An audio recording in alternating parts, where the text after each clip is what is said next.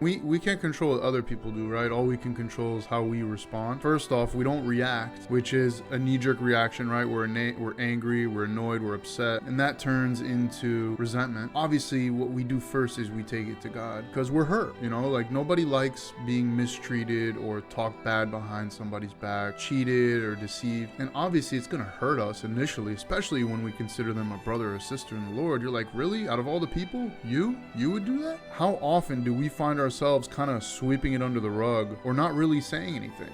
I'm guilty of that. I have a list of people right now that I haven't confronted in love, but I know that based off of what scripture tells us, we have to be confrontational. Here's the verse in Matthew 18:15. If your brother or sister sins, go and point out their fault just between the two of you. If they listen to you, you've won them over. But if they will not listen, take one or two others along, so that every matter may be established by the testimony of 2 or 3 witnesses. If they still refuse to listen, tell it to the church. And if they refuse to listen even to the church, treat them as you would a pagan or a tax collector. Truly I tell you, whatever you bind on earth will be bound in heaven, and whatever you loose on earth will be loosed in heaven. When's the last time we followed Matthew 18? Me personally, I don't know if I've ever fully done a Matthew 18 with somebody. I've done the, one-on-one conversation. I've brought witnesses before, but I've never went to the church. And that, what that reminds me of? It reminds me of an intervention, right? Like when somebody's doing drugs and you're like, dude, stop doing drugs. And everyone's saying to stop doing drugs. And then one day they just have a meeting and everybody's just there in the room to tell them how they feel and where their heart's at. So it's funny how it's already being practiced in a practical world. But for us as Christians, I haven't seen that happen very often. Have you?